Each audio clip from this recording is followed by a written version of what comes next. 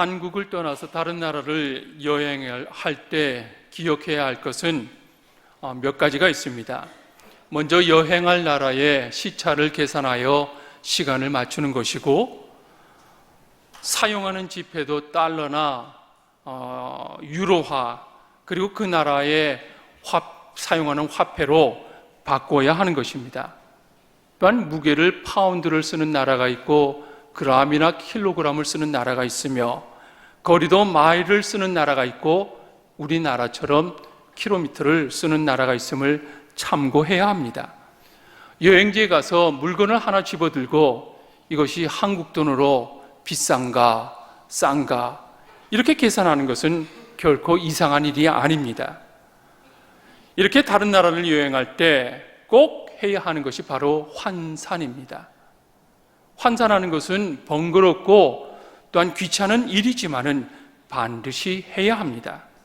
현재 우리는 이 세상에 살고 있지만 마지막으로 가야 할 것은 하늘나라입니다. 하늘나라는 세상의 계산법을 사용하지 않습니다. 어떤 직장에 다녔고 어떤 학교를 나왔고 큰 집에 살았는지 작은 집에 살았는지 중요하지 않습니다. 천국은 하나님의 계산법으로 계산하십니다.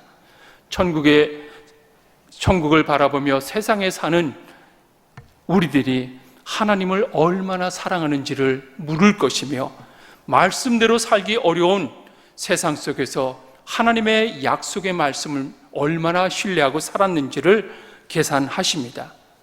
하늘나라의 계산법은 바로 믿음입니다. 믿음. 우리 성도님들은 믿음을 무엇이라고 생각하십니까? 흔히 내가 할 수 있다는 자신감을 믿음이라고 생각합니다. 너 내 성격 알지? 한번 한다면 하는 성격이야. 나는 해병대를 전역하고 나와서 안 되면 되게 하라는 정신으로 살아왔어. 나는 살아오면서 실패한 적이 없기 때문에 이번에도 될 것이다. 이러한 것은 성경에서 말하는 믿음이 아닙니다. 믿음이라기보다는 각오나 어떠한 신념이라고 할 수 있는 것이죠. 성경에서 말하는 믿음은 하나님 한 분만으로 힘을 얻는 것이고, 하나님 한 분만으로 소망을 바라보는 것이고, 하나님 한 분만으로 만족하는 것입니다.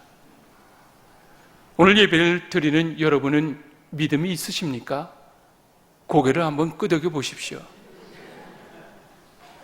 목사님, 그래도 제가 믿음이 있기 때문에 주일날 어디 안 가고 교회에서 예배 드리는 것 아닙니까? 반문하실 것입니다. 그러면 다시 질문을 하겠습니다. 여러분은 지금 개개인의 상황 속에서 하나님 한 분만으로 만족하십니까? 하나님 한 분만으로 힘과 소망을 얻고 계십니까? 여러분은 이 혼란하고 혼탁한 세상 속에서 보이지도 않고 만져지지도 않고 또한 들리지도 않는 하나님을 어떻게 믿습니까? 어떤 비결이 있습니까? 믿음은 공부한다고 해서 얻어지는 것이 아닙니다. 모태신앙인 배우자랑 함께 산다고 해서 믿음이 생기는 것도 아닙니다. 믿음은 경험해야 합니다. 내가 체험해야 합니다. 그래야지 내 믿음이 성장하게 됩니다. 할머니가 만난 하나님을 내가 만나야 나의 하나님이 되고 내 신앙이 내 믿음이 되는 것입니다. 아버지가 경험한 하나님을 아들이 경험해야 아들에게 믿음이 생깁니다. 노아를 아십니까? 어느 날 하나님께서 노아에게 이 세상에 큰 홍수가 날 터이니 큰 배를 만들라고 하십니다. 길이가 무려 135m여 높이와 넓이가 매우 큰 배였습니다. 하나님이 배를 만들라고 했을 때 노아는 어떤 생각이었을까요? 하나님, 저 그렇게 큰 배 보지 못했습니다. 그리고 제가 배를 만들어 본 경험이 없습니다. 그리고 여기는 바닷가 근처도 아닌데 왜 큰 배를 만들라고 하십니까? 고민하면서 정중하게 거절했을 수도 있을 것입니다. 그러나 노아는 네 하면서 하나님의 명령에 순종합니다. 이제 배를 만들기 위해서 가족을 동원하고 나무를 선택하고 자르고 있는데 동네 사람들이 와서 묻습니다. 여보게 노아, 여기서 웬 배를 만들고 있나? 그렇게 큰 배를 만들어서 누굴 태워주려고? 만약에 배를 만들었는데 그 배를 어떻게 물가까지 가지고 갈 것이냐? 노아와 가족들은 방주를 만드는 120년 동안 무수한 소리를 들었습니다. 이런 얘기 저런 얘기 정말 많은 얘기를 들었습니다. 이제 동네 사람들이 조롱하고 비웃습니다. 노아가 하나님을 알더니 정신이 이상해졌어요. 물도 없는 이곳에서 배를 만드는데 1년도 아니고 10년도 아니고 100년이 넘게 배를 만들고 있잖아. 이제 노아는 세상 사람들에게, 동네 사람들에게 미친 사람 취급이 되고 말았습니다. 이런 말을 들었을 때 노아는 어떤 마음이었을까요? 동네 사람들 말이 틀리지 않았습니다. 정말 이렇게 배를 만들었는데 이 배를 뜰 만한 비가 내리려면 얼마만한 비가 내려야 될까? 가늠이 되지 않았습니다. 그리고 만약에 비가 오지 않는다면 나는 정말 미친 사람이 되고 마는 것입니다. 하나님께서 중간에 나타나셔서 너 잘하고 있다 말씀해 주시면 좋겠는데 그러지도 않으셨습니다. 이런저런 생각이 들었습니다. 그러나 노아는 하나님의 말씀대로 큰 배를 짓는데 시간과 힘과 모든 세월을 다 보냈습니다. 결국 하나님의 말씀대로 방주를 만들던 노아를 조롱하고 비웃던 사람들은 다 홍수 속에 빠져 죽고 노아와 그 가족만이 구원을 얻게 되었습니다. 믿음은 구원과 연결되어 있습니다. 믿음은 들음에서 나고 들음은 그리스도의 말씀에서 시작됩니다. 하나님의 말씀을 시시하게 여기면 하찮은 인생이 되고 하나님의 말씀을 귀하게 여기면 존귀한 인생이 됩니다. 오늘 본문 말씀에는 하나님을 귀하게 여기고 그의 삶이 존귀한 인생이 된 한 증인이 등장하고 있습니다. 우리 말씀 18절 19절 말씀 다시 한번 읽겠습니다. 시작. 이는 내 후손이 이 같으리라 하신 말씀대로 많은 민족의 조상이 되게 하려 하심이라. 그가 백세나 되어 자기 몸이 죽은 것 같고 사라의 태가 죽은 것 같음을 알고도 믿음이 약하여지지 아니하고. 아멘. 아브라함이 하나님의 말씀을 얼마나 존귀하게 여겼는지 보여주는 구절이 있습니다. 바랄 수 없는 중에 바라고 믿었으니, 바랄 수 없는 중에 바라고 믿었으니. 아브라함이 하나님께 받은 약속은 너의 후손이 하늘의 별과 같이 바다의 모래같이 하시겠다고 약속하셨는데 1년이 지나고 3년이 지나고 7년이 지나도 그 약속이 이루어질 기미는 보이지 않습니다. 아이를 가질 수 있다는 희망은 절벽으로 떨어지고 있었습니다. 또한 그 당시의 풍습이 하나님의 약속을 가로막고 있었습니다. 그 시대 사람들은 아이가 없으면 본부인이 아기를 낳지 못하면 두 번째, 세 번째 부인을 통하여서 자녀를 얻었고 그것 또한 부끄러울 것이 없는 그 시대의 풍습이었습니다. 아브라함과 사라도 하나님의 약속이 10년 동안 조금 더 진전이 없게 되자 풍습을 따라서 여종 하갈을 남편에게 주어서 아들 이스마엘을 낳게 합니다. 아브라함과 사라는 이것이 하나님의 약속인가 보다 했는데 하나님이 말씀하십니다. 그거 네 아들 아니야. 이게 웬 뚱딴지 같은 말씀입니까? 아브라함이 그래서 묻습니다. 하나님께. 하나님, 하갈에게서 나온 자식도 내 자식입니다. 하나님의 약속이 이것이 아니었습니까? 근데 하나님은 아니라고 하십니다. 하나님이 아니라고 하시니까 또 기다립니다. 75세에 아이를 주겠다고 하는 하나님의 약속은 세월이 흘러서 이제 아브라함이 100세가 되었습니다. 아브라함도 사라도 지쳤습니다. 하나님의 약속을 포기하고 싶었습니다. 하나님, 저 100살 되었어요. 제 아내 90입니다. 제 몸은 죽은 사람의 몸과 같이 되었고 제 아내도 경수가 끊어져서 아이를 낳을 수 있는 가능성은 모두 없어졌습니다. 여러분이 만약 이런 상황이라면 자녀를 주시겠다는 하나님의 약속을 계속 믿겠습니까? 100세의 남편과 90세의 아내 가운데 임신 가능성이 생물학적으로 몇 %입니까? 제로입니다. 제로예요. 인간적 경험과 지식, 모든 방법을 동원하더라도 아이를 낳을 수 있는 가능성은 있습니까? 없어요. 아브라함과 사라는 아이를 낳을 수 있는 조건은 모두 다 없어져 버렸습니다.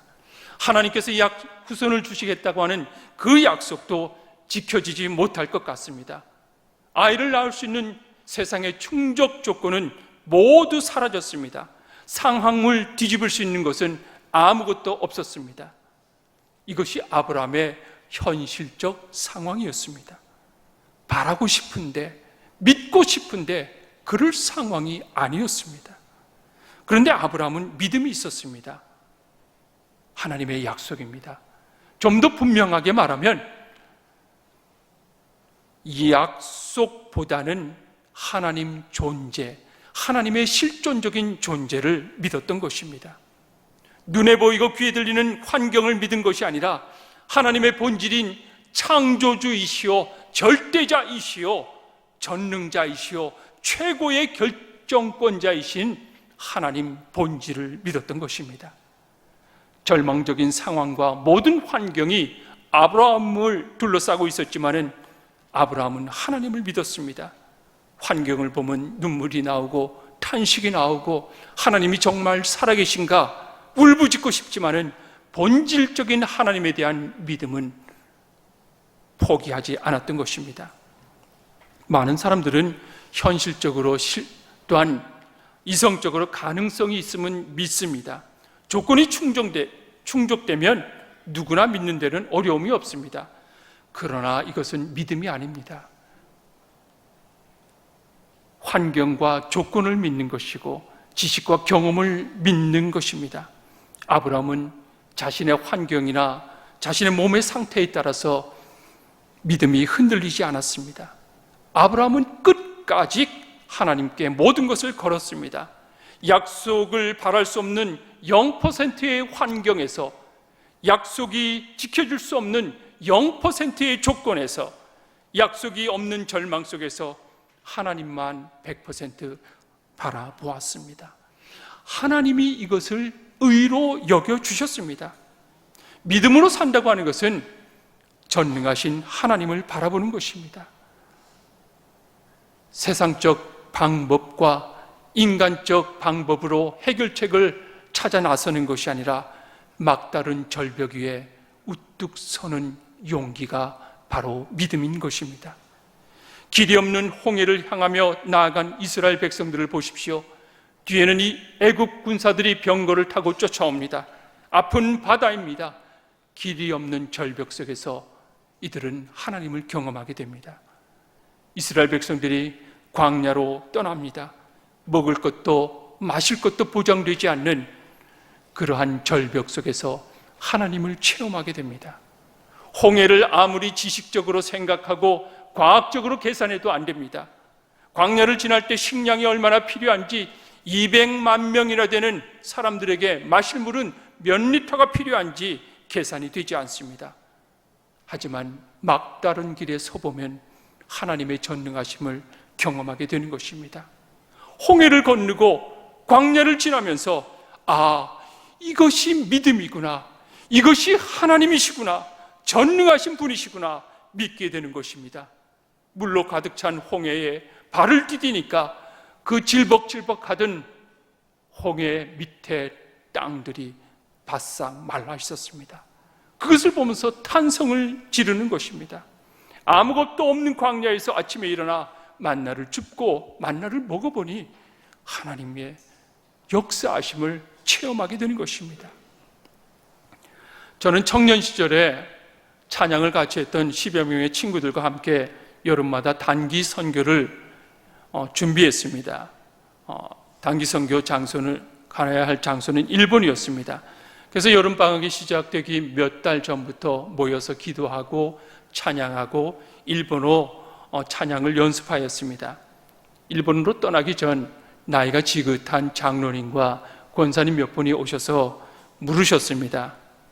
전도사님, 청년 때 복음을 전하고 예수님을 증거하기 위해서 단기 선교를 떠나는 것은 매우 가치 있는 일이고 보람찬 일인데 왜 하필이면 일본입니까?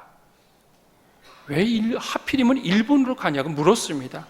그리고 마음속에 있는 이야기를 꺼내셨습니다.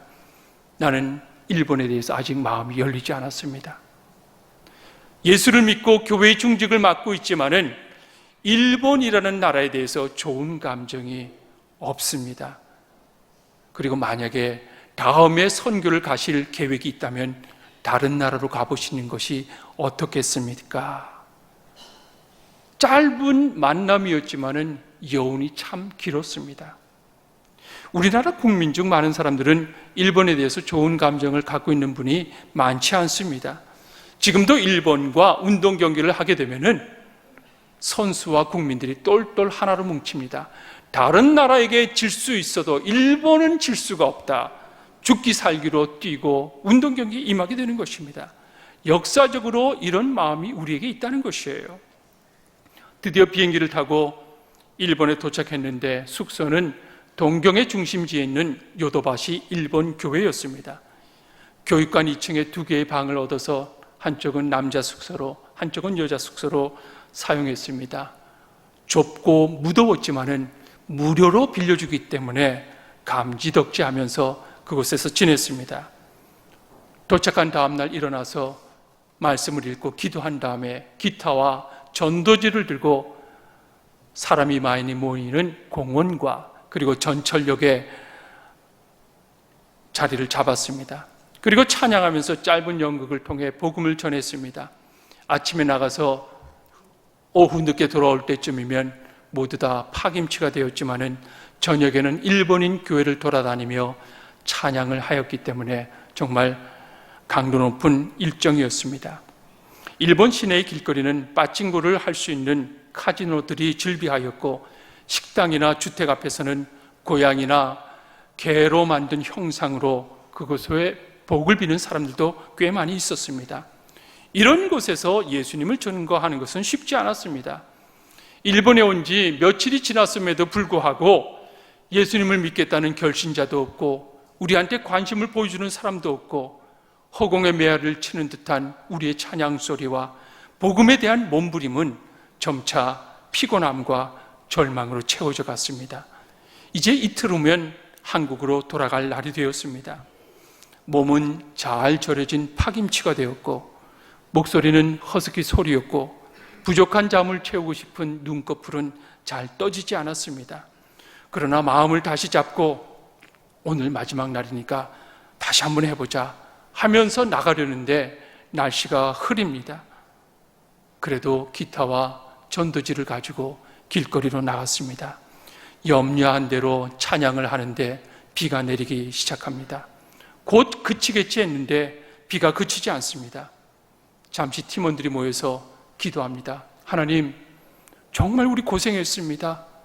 하나님, 저희 수고한 것 아시지요? 몸은 파김치가 되었고 목소리는 나오지 않고 모두 다 춥고 떨리고 있는 이 상황입니다. 저희가 끝까지 오늘 하루만이라도 복음 전할 수 있도록 비를 그치게 해 주시옵소서. 예수님 이름으로 기도합니다. 아멘. 기도했습니다. 비가 그쳤을까요? 안 그쳤을까요? 안 그쳤습니다.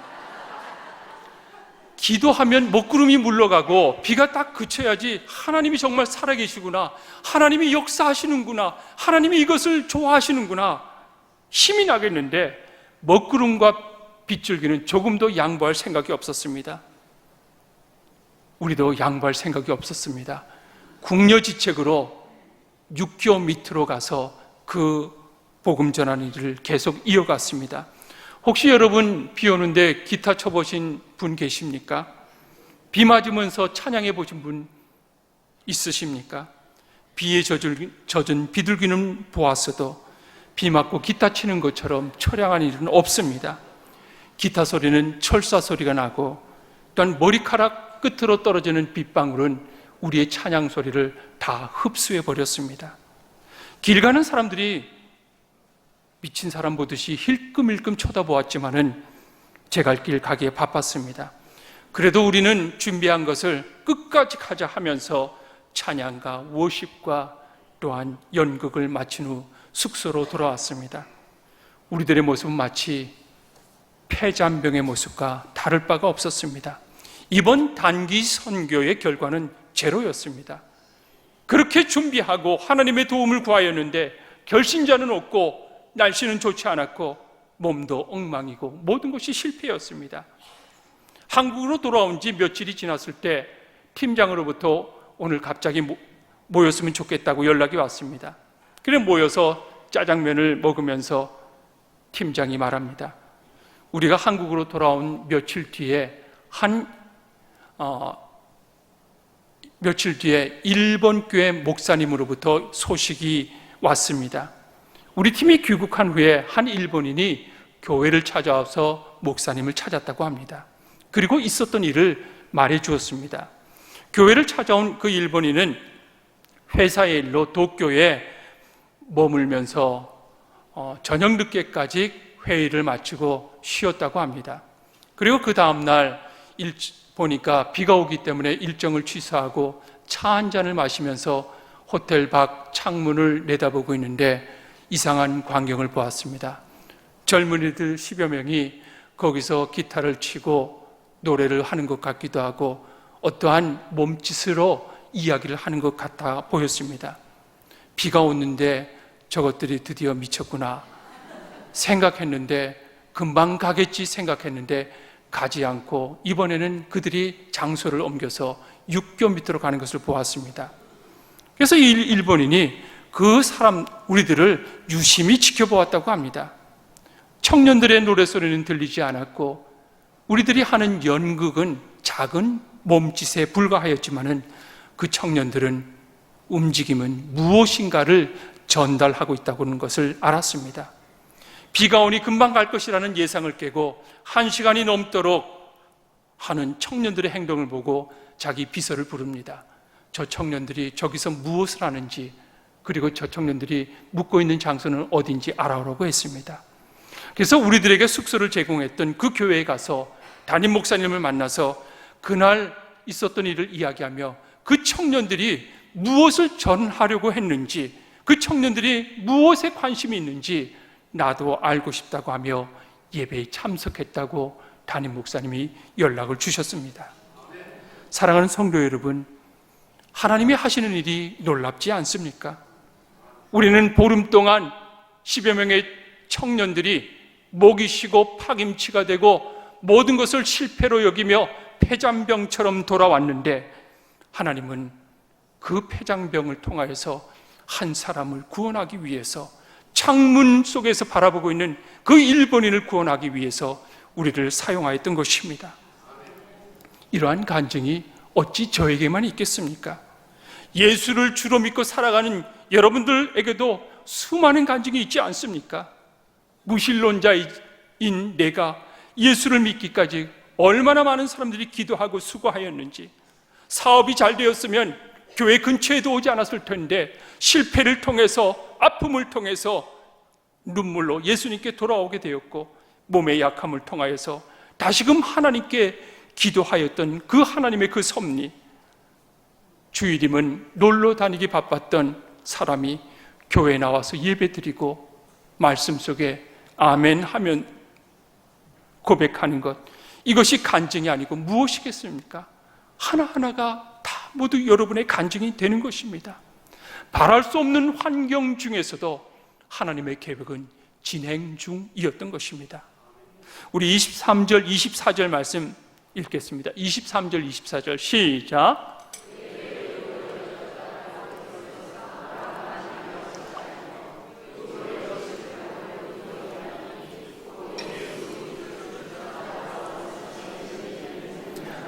아멘. 아브라함은 순도 100%의 믿음의 사람이 아니었습니다. 오히려 인간의 생각과 전통과 어떤 경험이 섞여서 하나님의 약속을 의심도 하고 다른 길을 찾아보기도 하였는데, 하나님은 이런 아브라함을 이해하고 용납하십니다. 아브라함의 실수를 거론하지 않으십니다. 다른 길을 갔던 것도 묻지 않으십니다. 아브라함의 연약함도 용납하시고 의롭다고 해주십니다. 이것보다 더 귀한 말씀은 하나님 아브라함만 의로 여기신 것이 아니라 예수를 믿는 우리도 의로 여겨주신다고 말씀하십니다. 하나님이 의롭다고 하신 것을 우리는 사람의 눈으로 평가하지 말아야 됩니다. 사람의 눈으로 볼 때 사람의 죄는 크고 작고 또한 무겁고 클 수가 있습니다. 1g의 돌도 물속에 던지면 물에 빠지고 10kg의 돌도 물속에 빠집니다. 1톤의 돌도 물에 넣으면 빠집니다. 사람이 볼 때는 그 사람의 죄가 크고 무거운 것 같고 나의 죄는 작고 모래알 같지만은 하나님은 죄의 본질을 따지십니다. 이 죄를 해결할 수 있는 것은 아무것도 없기 때문에 예수 그리스도를 우리의 범죄 때문에 십자가의 죽음상에 내어줌이 되었고, 또한 우리를 의롭다 하시기 위해서 예수님은 부활하셨던 것입니다. 하나님은 죄를 묻으시지만은 예수님을 믿는 모든 사람들은 이 죄에서 자유함을 얻고 해방함을 얻게 되는 것입니다. 통과인 것입니다. 예수님을 믿으면 그 죄에서 무사 통과가 되는 기준이 되는 것입니다. 오늘도 하나님은 예수님을 믿는 우리를 격려하십니다. 세상 근심 때문에 휘청휘청 하다가 오늘 겨우 발걸음을 교회로 옮기신 분 계실 것입니다. 하나님이 잘 왔다고 말씀하십니다. 죄가 많아서 고개를 들 수 없어 십자가만을 바라보며 눈물 짓는 우리를 보시고 주님은 의롭다라고 하십니다. 오늘은 남편과 다투고 자녀가 내 속을 속여서 도저히 예배드릴 수 없는 입장이지만은 꾸역꾸역 나와서 예배드리는 우리를 주님께서는 위로하십니다. 그 사람 얼굴이 보기 싫어 구석진 곳에 앉았는데 거기서도 그 사람 얼굴이 보여서 신경을 쓰면서 드리는 예배, 하나님께서 그 마음을 보듬어 주십니다. 세상살이가 너무 힘들어서 담배도 한 대 물고 술 한잔 하면서 그래도 주일에는 냄새가 나지 말아야지 하면서 죄송한 마음을 가지고 하나님 뵙기를 소망하며 나오는 우리를 하나님은 이해하시고 용납하시고 의롭다고 말씀해 주는 것입니다. 사랑하는 성도 여러분, 하나님은 예수님만 믿으면 모든 것을 의롭다라고 지칭해 주시는 것입니다. 신앙의 사춘기와 믿음의 갱년기를 걸을 때 십자가에 달리신 예수님을 바라보십시오. 그리고 우리 옆에서 함께 동행하고 계시는 성령님께 기대십시오. 바랄 수 없고 믿을 수 없는 세상 속에 살지만 하나님만 바라보고 나가면 하나님께서 친히 도와주십니다. 예수가 함께 계시니 시험이 오나 겁없네, 찬양을 부르시면서 신앙의 여정을 묵묵히 걸어가는 주님의 백성들 되시길 간절히 축복합니다. 기도하겠습니다.